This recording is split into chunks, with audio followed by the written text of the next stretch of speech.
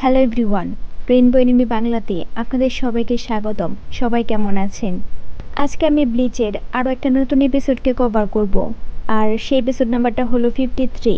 আমি চেষ্টা করি সঠিক ইনফরমেশন দিয়ে ভিডিওগুলোকে কভার করতে। তারপরে যদি আমার ভুল হয়ে যায় তাহলে অবশ্যই ক্ষমার চোখে দেখবেন, কারণ আমার তো এক্সট্রা কোনো পার্সন নাই যে আমাকে সাহায্য করবে। এখানে অনেক সাবস্ক্রাইবার আছে যারা ব্লিচের সবগুলো এপিসোড দেখে ফেলেছে, আগে থেকে দেখে ফেলেছে। কিন্তু যদি আমার কথা বলি তাহলে আমি কিন্তু আগে থেকে দেখিনি, আমি আপনাদের সাথে দেখা শুরু করেছি। এখন যেমন আপনি এই এপিসোডটা দেখছেন, ঠিক তেমনই আমিও এই এপিসোডের থেকে হাইস্ট হলে 3 থেকে 4টা এপিসোড বেশি দেখেছি। আমি একদম শেষ করে ফেলিনি, তাই হয়তো আমার বুঝতে একটু সমস্যা হতে পারে। আর আমি অনেক ইনফরমেশান এখন দিতে পারতাছি না, বাট আস্তে আস্তে দেওয়ার চেষ্টা করব। তাই আমি আগে থেকে সবার কাছে মাপ চাইছি যে আমার যদি ইনফরমেশনের ক্ষেত্রে কোনো ভুল হয়ে থাকে তাহলে আপনারা কমেন্ট করে জানাবেন, আমি সেটাকে ঠিক করার চেষ্টা করব। এখন অনেকেই হয়তো বলবেন যে যে আমি পুরোটা না দেখে কেন এক্সপ্লেন করছি। আসলে আমার এনিমে ভালো লাগে।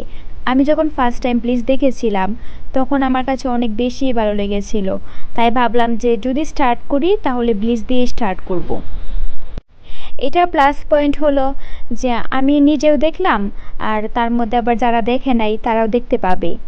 আশা করি বুঝতে পেরেছেন। আর এখানে যে ব্লিচ আছে বিষয়টা কিন্তু এমন না, আমার চ্যানেলে ব্লিচ ছাড়াও অন্যান্য অনেক ভিডিও আছে, 2-3টা মুভি আছে, সেগুলোও আমি এক্সপ্লেন করেছি। আমি রিকোয়েস্ট করব যে আপনারা সেই মুভিগুলোকেও দেখেন, আবার অন্যান্য যে এনিমে ভিডিও আছে সেগুলোকে দেখেন। অনেক কথাই তো হলো, যারা নতুন আছেন তারা অবশ্যই সাবস্ক্রাইব করতে ভুলবেন না। আর হ্যাঁ, আমি কিন্তু ভিডিও শেষে আমার 2জন কিউট সাবস্ক্রাইবারকে আপনাদের সাথে পরিচয় করে দেব, তাই অবশ্যই শেষ পর্যন্ত দেখবেন। তাহলে চলুন ভিডিও শুরু করি। আগের এপিসোডে লাস্টে আমরা রুকিয়াকে দেখেছিলাম, এই এপিসোডও ঠিক সেখান থেকেই শুরু হয়। রুকিয়া ইচিমারুকে দেখে অনেক বেশি ভয় পেয়ে যায়। রুকিয়া ইচিমারুকে জিজ্ঞেস করে, আপনি এখানে কি করছেন? ইচিমারু বলে, আমি শুধু এমনি এমনি এখানে চলে এসেছি, তুমি আমাকে নিয়ে চিন্তা করো না। তখন রুকিয়া মনে মনে বলে, আমি এই মানুষটাকে ঘৃণা করি। আমার এখনও সেদিনের কথা মনে পড়ে যেদিন এই মানুষটার সাথে আমার প্রথম দেখা হয়েছিল। যদিও তার সাথে আমার কথা হয়নি, তারপর এই মানুষটাকে আমার ক্ষুধার্ত সাপের মতো মনে হয়েছিল। এমন ফিল হয়েছিল সেই মানুষটা সুযোগ পেলেই আমাকে কামড়াবে। যদিও সে আমার ভাইয়ের সাথে কথা বলছিল, তারপরও আমি তখন নাড়াচাড়া করতে পারছিলাম না। এটা কেমন বইয়ের ফিল ছিল আমি জানি না। তারপর ওনার সাথে আমার অনেকবার কথা হয়েছিল, কিন্তু আমার এই ফিলিংসটা কখনোই চেঞ্জ হয়নি, এমনকি এখনও না। আমার কাছে এখনও সেই ফিলটাই হচ্ছে। তখনই ইচিমারু রুকিয়াকে জিজ্ঞেস করে, আমার কাছে মনে হচ্ছে রেঞ্জে এখনই মারা যাবে, কারণ ওর স্পিরিচুয়াল প্রেশার একদম নাই হয়ে গেছে। এটা শুনে রুকিয়া ভয় পেয়ে যায়। রুকিয়া মনে মনে বলে, এটা সত্যি, আমি ওর স্পিরিচুয়াল প্রেশারকে খুব কষ্টে ফিল করতে পারছি। তখন ইচিমারু বলে, তুমি যদি চাও তাহলে আমি রেঞ্জিকে বাঁচাতে পারি, এমনকি আমি তোমাকে সাথে বাকিদেরকেও বাঁচাতে পারি। এটা শুনে রুকিয়া মনে মনে বলে, উনি এসব কি বলছে? উনি কি সত্যি এমন কিছু করবে? কিন্তু উনি আমাদেরকে কেন বাঁচাবে? তখনই ইচিমারু রুকিয়ার মাথায় হাত রেখে বলে, আরে আমি তো মজা করছিলাম। তারপর ইচিমারু সেখান থেকে চলে যাচ্ছিল। রুকিয়া এটা ভেবে হয়রান হয়ে যায়, ইচিমারু কিভাবে তার ফিলিংস নিয়ে মজা করতে পারে। সে তার এসব কথাতে আশা খুঁজে পেয়েছিল। রুকিয়া ডিসঅ্যাপয়েন্টেড হয়ে চিৎকার করে কান্না শুরু করে। রুকিয়ার চিৎকার শুনে ইচিমারু খুশি হয়। আমরা আবার কেনপাচি আর বাকি 2 ক্যাপ্টেনকে দেখি, ওরা 2জন একসাথে কেনপাচির উপর অ্যাটাক করে, কিন্তু যারা কি সহজে তাদেরকে থামিয়ে দেয়। তারপর আবার ক্যাপ্টেন তোশেনকে একটা জবরদস্ত লাথি মারে। এখানেই শেষ না, জারাকি ক্যাপ্টেন সাজিনকে তুলে আছাড় মারে। জারাকি বলে, এসব কি? তোমরা এই লেভেলের শক্তি নিয়ে ক্যাপ্টেন হয়েছো কিভাবে? এখন আমার দিকে তাকিয়ে না থেকে অ্যাটাক করো। যদি কিছু নাই পারো তাহলে অন্তত তোমাদের বানকাইকে রিলিজ করো। ক্যাপ্টেন সাজিন এটা শুনে রেগে যায়। তখনই ক্যাপ্টেন তোশেন তাকে শান্ত করে বলে, ওকে আমি দেখছি। ক্যাপ্টেন তোশেন বলে, ক্যাপ্টেন হওয়ার জন্য 3টা ওয়ে আছে। প্রথমটা হলো ক্যাপ্টেনদের এক্সাম, যা 3জন ক্যাপ্টেনের সাথে হয়, সেখানে আবার হেড ক্যাপ্টেনও থাকে। আর দ্বিতীয় উপায় হলো 6জন বা তার বেশি ক্যাপ্টেন যদি একজনকে রেকমেন্ড করে তাহলে। আর 3 নাম্বার উপায় হলো আগের ক্যাপ্টেনকে ব্যাটেলের মাধ্যমে পরাজিত করা, যার উইটনেস হিসেবে অন্তত 200 বা তার থেকে বেশি মেম্বার থাকতে হবে। এসব শুনে যারা কি বলে, তাহলে এখন তোমার প্ল্যান কি? তোশেন বলে, কেনপাচি জারাকি, তুমি স্কোয়াড 11-র আগের ফর্মাল ক্যাপ্টেনকে হত্যা করেছো। তারপর তুমি তার জায়গা নিয়েছো, যা আমার কাছে কষ্ট লেগেছে। তুমি একজন মনস্টার, যে কিনা রক্তের জন্য ক্ষুধার্ত। তুমি আমাদের থেকে আলাদা, আর একদিন তুমি আমাদের সবার শান্তি ধ্বংস করে দিবে। এটাই সত্যি। এই জন্যই তুমি রেয়কাদেরকে বাঁচিয়ে এখন আমাদের সাথে লড়াই করছো। তুমি আমাদের সবার জন্য হুমকি, আর এই সব কিছুর জন্যই তুমি ফাইটকে এত বেশি ভালোবাসো। আমি কি ঠিক বলেছি? এসব শুনে জারাকি বলে, তুমি বেশি কথা বলছো। তুমি কি নিজেকে জাস্টিসের হিরো মনে করছো? তুমি যদি আমাকে এতটাই ঘৃণা করো, তাহলে আমার উপর অ্যাটাক করো। তোশিন বলে, আমি তোমাকে সব কিছু থেকে মুক্তি দেব। তুমি এই পর্যন্ত যা যা করেছো সেই সব কিছু থেকে। তুমি এই পর্যন্ত যা যা করেছো সেই সব কিছু শান্তির বিপক্ষে। আমায় এখন অবশ্যই তোমাকে মারতে হবে। এইটা শুনে ক্যাপ্টেন সাজিন ক্যাপ্টেন তোশিনকে থামানোর চেষ্টা করে, কিন্তু ক্যাপ্টেন তোশিন তাকে দূরে পাঠিয়ে দেয়। তারপরে কি হবে আপনারাই দেখুন। ফাইনালি ক্যাপ্টেন সাজিনও তার বানকাইকে রিলিজ করে দিয়েছে। টু বি অনেস্ট, বানকাই দেখলে আমার অনেক বেশি ভালো লাগে। এমন মনে হয় যেন আমার ভিতরে অন্যরকম একটা এনার্জি চলে এসেছে। আর ক্যাপ্টেন সাজিনের বানকাই নামটা কি আপনারা দেখে নিন, মানে অনেক বেশি ক্রিটিক্যাল। আমি বলতে পারছি না, কারণটা হলো আমি যখন স্ক্রিপ্ট লিখেছি তখন কি ডাক্তারি লেখা লিখেছি আমি নিজে বুঝতে পারতাছি না। আর তার বানকাইয়ের মধ্যে সব ব্ল্যাক অ্যান্ড হোয়াইট ছিল। তার বানকাইয়ের স্পেশালিটিটা পরে বলি, মানে তার বানকাইটা ছিল পুরোপুরি ব্ল্যাক অ্যান্ড হোয়াইট, আর সেটা বাইরের দিক থেকে ছিল গোল। এটিকে দেখে আমার জুজুৎসু কাইজেনের মধ্যে থাকা যে ডোমেনগুলো আছে না, সেগুলোর মতো লাগছে। আর ডোমেনগুলোতে যেমন স্পেশাল এবিলিটি আছে, ঠিক তেমনি বানকাইয়ের মধ্যেও স্পেশাল এবিলিটি আছে। আর এই বানকাইয়ের স্পেশালিটি হলো এর ভেতরে যে থাকবে সে কিছু দেখতে পাবে না, শুনতেও পাবে না, আবার কিছু স্মেলও করতে পারবে না। জারাকি মনে মনে বলে, এসব কি, আমি তো কিছু দেখতে পাচ্ছি না। তখনই ক্যাপ্টেন তোশিন জারাকির উপর অ্যাটাক করে দেয়। তোশিন বলে, তুমি কি ভাবছো তুমি কোনো সাউন্ড আর লাইট ছাড়া আলাদা দুনিয়াতে চলে এসেছো? একদমই ঠিক ভেবেছো। আমার বানকাই তোমার স্পিরিচুয়াল প্রেশারকে চুরি করে নিয়েছে, এমনকি তোমার সব অনুভূতিকে নিয়ে একটা অন্ধকার হেল ক্রিয়েট করেছে। শুধুমাত্র একজন এখান থেকে বাঁচতে পারবে, আর সেটা হলো যে সুজুমুশিকে ধরে রেখেছে সে। এখন সুজুমুশিটা হলো ক্যাপ্টেন তোশিনের জানপাক্তুর নাম। জারাকি ক্যাপ্টেন তোশিনকে ধরার চেষ্টা করে। তখনই ক্যাপ্টেন তোশিন জারাকির উপর অ্যাটাক করে বলে, তুমি আমাকে ধরতে পারবে না। এখানে তুমি কিছু শুনতে পাবে না, দেখতেও পাবে না, এমনকি কোনো কিছুকে সেন্সও করতে পারবে না। তখন আমরা ক্যাপ্টেন তোশিনের থেকে এটাও জানতে পারি যে ক্যাপ্টেন তোশিন এমন একটা জায়গায় জন্মেছিল যেখানে কোনো প্রকার লাইট ছিল না।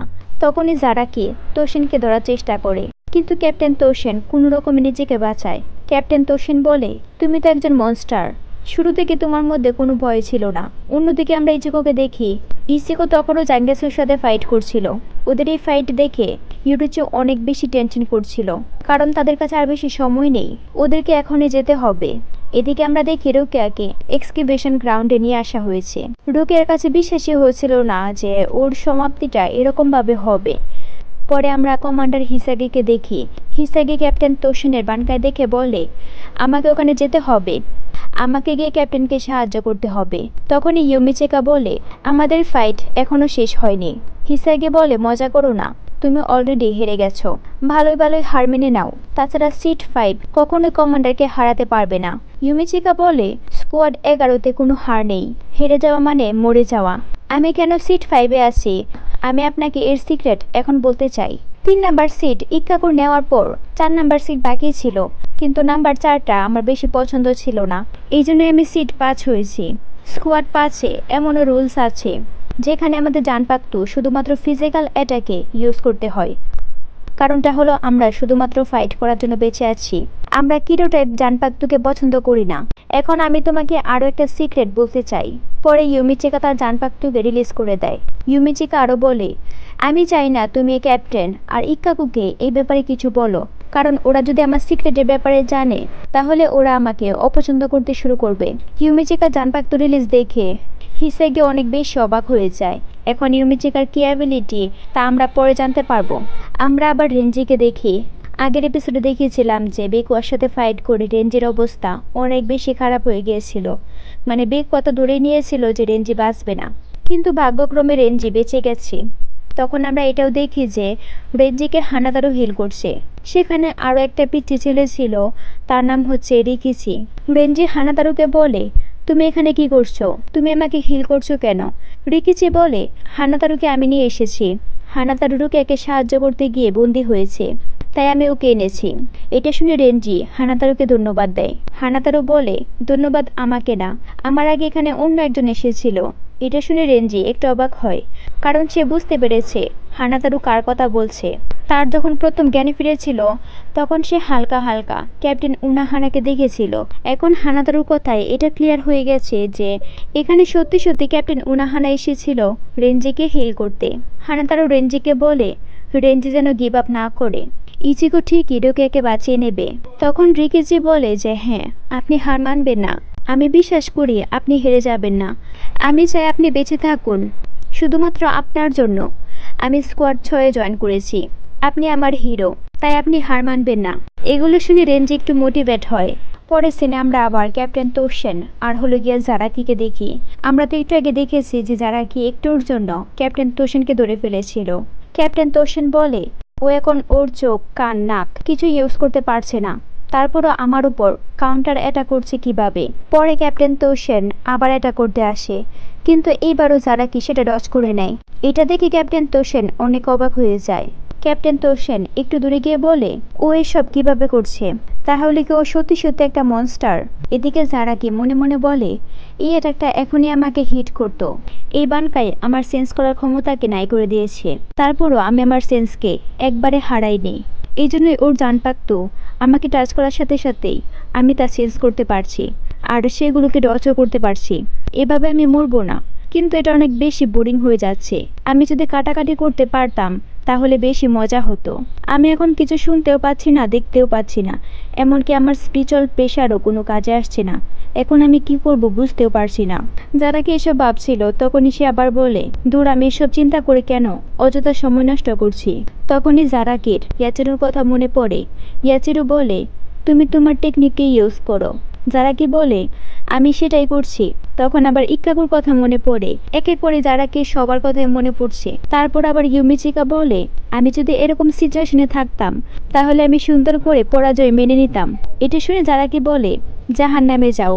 তখনই জারাকির মাথায় একটা আইডিয়া আসে, যার জন্য সে স্মাইল করে। জারাকির হাসি দেখে ক্যাপ্টেন তোশেন রাগ হয়। পরে তিনি আবারও অ্যাটাক করতে আসে, কিন্তু এবার জারাকি ক্যাপ্টেন তোশেনের অ্যাটাকটাকে ডজ করে না, বরং সে এটা নিজের উপরে নেয়। এটা দেখে ক্যাপ্টেন তোশেন অনেক বেশি শক হয়ে যায়। তখনই জারাকি ক্যাপ্টেন তোশেনের জানপাক্ত ধরে বলে অনেক সময় পর দেখা হলো। এটা দেখে ক্যাপ্টেন তোশেন অনেক বেশি ভয় পেয়ে যায়। তখনই জারাকি ক্যাপ্টেন তোশেনের উপর অ্যাটাক করে দেয়। এতে ক্যাপ্টেন তোশেন আহত হয়। জারাকি বলে আমি তোমাকে দেখতে পাচ্ছি, আমি তোমাকে শুনতেও পাচ্ছি। এটা তোমাকে টাচ করেছে বলে হয়েছে, নাকি তোমার জানপাক্তকে টাচ করেছে বলে হয়েছে? তবে যাই হোক, এসবে আমার কোনো মাথা ব্যথা নেই, তুমি আবারও আমার উপর অ্যাটাক করো। তারপর জারাকি ক্যাপ্টেন তোশেনকে ছেড়ে দেয়। তখন আমরা দেখি যে ক্যাপ্টেন তোশেনের অর্ধেক কাপড় কেটে গেছে। ক্যাপ্টেন তোশেন অনেক বেশি হাঁপাচ্ছিল। তারপরও তিনি মনে মনে বলে আমি তোমার কাছে হার মানব না। তখন আমরা ক্যাপ্টেন তোশেনের ফ্ল্যাশব্যাক দেখতে পাই। সেখানে একটা মেয়ে তাকে বলছিল আমি সোল রিপার হতে যাচ্ছি। তারপর সোল রিপার হওয়ার পর সে মেয়েটা মারা যায়। হয়তো এই মেয়েটা ক্যাপ্টেন তোশেনের জন্য অনেক বেশি ইম্পর্টেন্ট ছিল। এখন আমরা এই বিষয়ে পরে জানতে পারবো। সিন আবারও বর্তমানে আসে। ক্যাপ্টেন তোশেন বলে আমি জাস্টিসের জন্য লড়াই করব, আর সব ইভেলকে মেঘের মতো করে উড়িয়ে দেব। তারপর ক্যাপ্টেন আবারও অ্যাটাক করতে আসে, কিন্তু জারাকি তাকে আবারও ধরে ফেলে। পরে আবার ক্যাপ্টেন তোশেনের উপর অ্যাটাকও করে দেয়। এর জন্য ক্যাপ্টেন তোশেনের বানকাই পুরোপুরি ধ্বংস হয়ে যায়। ক্যাপ্টেন তোশেন অনেক বেশি আহত হয়। তারপরও তিনি বলে এখনো সবকিছু শেষ হয়নি। জারাকি বলে শেষ হয়ে গেছে, এটা অনেক বেশি বোরিং ছিল। তাছাড়া আমি এমন কারোর সাথে ফাইট করতে চাই না যার এক পা অলরেডি কবরে চলে গেছে। তারপর জারাকি চলে যাচ্ছিল, তখনই ক্যাপ্টেন তোশেন আবারও জারাকির উপর অ্যাটাক করার চেষ্টা করে, কিন্তু তার জানপাক্ত জারাকির বডিতে ঢুকেই না। এতে জারাকি রেগে যায় আর ক্যাপ্টেন তোশেনের উপর অ্যাটাক করতে নেয়। কিন্তু সঠিক সময় সেখানে ক্যাপ্টেন সাজিন চলে আসে আর ক্যাপ্টেন তোশেনকে বাঁচিয়ে নেয়। ক্যাপ্টেন সাজিন তোশেনকে বলে তোমার কথা ও বুঝতে পারবে না, তাই ওকে বলে কোনো কাজ হবে না। তখনই ক্যাপ্টেন সাজিনের যে ফেসে মাস্কটা আছে সেটা ভেঙে যায়। বেসিক্যালি জারাকে অ্যাটাক থামাতে গিয়ে এটা হয়েছে, কারণ জারাকের অ্যাটাকটা তার মাস্কের মধ্যে লেগেছিল। জারাকে বলে, এটা আমার জন্য সারপ্রাইজ ছিল, তাহলে তুমি দেখতে এরকম। তখন আমরাও দেখতে পাই যে ক্যাপ্টেন সাজিন আসলে কোনো মানুষ না, তিনি একজন উলফ, মানে তার চেহারাটা উলফের মতো, কিন্তু তার হাত পা মানুষের মতোই ছিল। জারাকে বলে, তোমাকে দেখে অনেক বেশি শক্তিশালী মনে হচ্ছে, তোমার সাথে ফাইট করে অনেক বেশি মজা হবে। এটা শুনে ক্যাপ্টেন সাজিন বলে, তুমি শুধুমাত্র অপোনেন্টের বাইরের শক্তিকে দেখো, তার মনের শক্তিকে দেখো না, এটাই তোমার দুর্বলতা। তবে আমি তোষণের থেকে আলাদা। তারপরে কি হয় আমি বলবো না, আপনারাই দেখুন। তো ফাইনালি আমরা ক্যাপ্টেন সাজিনের বানকাইটাও দেখতে পেলাম। ক্যাপ্টেন সাজিনের বানকায়ের নাম হচ্ছে কুকুজো তেঙ্গেন মায়ন, আর এটা অনেক বড় একটা সোয়ার্ডম্যানের মতো ছিল। এটা যে কতটা বড় তা আপনারাই দেখুন। মানে ওরা তিনজন কিন্তু একটা বিল্ডিং এর উপরে ফাইট করছিল, আর এই বিল্ডিংটা তার বানকায়ের সামনে মানে অর্ধেক হয়ে গেছে। আবার এটাও বলতে পারি যে অন্যান্য বড় বড় বিল্ডিংও তার সামনে কিছুই না। ক্যাপ্টেন সাজিন বলে, চলো আমরা জীবন মরণের একটা ব্যাটেল করি। জারাকে হাসে আর বলে, জীবন মরণের ব্যাটেল? তাহলে তো এটা অনেক বেশি মজা হবে। যদি তুমি মারা যাও তাহলে ভূত হয়ে আবারও ফিরে এসো, আমরা আবারও ফাইট করতে পারবো। এপিসোডের লাস্টে আমরা রুকিয়াকে দেখি। রুকিয়াকে এক্সকিউবেশন গ্রাউন্ডে নিয়ে আসা হয়েছিল। তখন হেড ক্যাপ্টেন সবাইকে আদেশ দেয় তাদের কাজ শুরু করতে। সেখানে মোটামুটি অনেকজন ক্যাপ্টেনে উপস্থিত ছিল। তখনই সেখানে সবাইকে অবাক করে দিয়ে পুচিকি বেকুয়া চলে আসে। বেকুয়াকে দেখে রুকিয়া অনেক বেশি অবাক হয়ে যায়, কারণ সে ভাবেনি যে বেকুয়া এখানে আসবে। তখনই হেড ক্যাপ্টেন ইয়ামামোতো রুকিয়াকে জিজ্ঞেস করে, তোমার কি কোনো শেষ ইচ্ছা আছে? রুকিয়া একটা স্মাইল করে বলে, হ্যাঁ আছে, আমার একটা ইচ্ছা আছে। আর এই এপিসোড এখানেই শেষ হয়। সো এপিসোড কেমন লেগেছে অবশ্যই কমেন্ট করে জানাতে ভুলবেন না। ভিডিও শেষ করার আগে আমি আপনাদের সাথে আমার দুজন কিউট সাবস্ক্রাইবারকে পরিচয় করাতে চাই, তাহলে চলুন ওদের সাথে পরিচয় হয়ে আসি। সোহানা ইসলাম লিখেছে, আপু আপনি যখন চ্যানেল শুরু করেছেন তখন থেকে আপনার সাথে আছি, প্লিজ আমাকে পরিচয় করিয়ে দেন ওই ভাইয়াটার মতো। আমি শশী। হ্যালো শশী, কেমন আছেন? আর 2 নম্বরে যে আছে তার নাম হলো আল হাসান ইসবেক, মেবি আল হাসান হবে। তো আল হাসান লিখেছে, 4th নাম্বার এপিসোড রিলিজ হওয়ার পর থেকে আপনার ভিডিও দেখি, কমেন্ট করি, অবশ্য আমার ব্লিচ দেখা শেষ, কিন্তু খারাপ লাগলো কখনোই আমায় দেখেন নাই। আপনার যখন 34টা সাবস্ক্রাইবার ওই সময় আমি সাবস্ক্রাইব করেছি। Oh dear, I'm extremely sorry. আর আমাকে সাপোর্ট করার জন্য অনেক অনেক ধন্যবাদ। আপনার প্রতি অনেক ভালোবাসা রইল। আজকের জন্য এখানেই শেষ করি, দেখা হবে অন্য কোনো ভিডিওতে। সে পর্যন্ত ভালো থাকুন। Thanks for watching.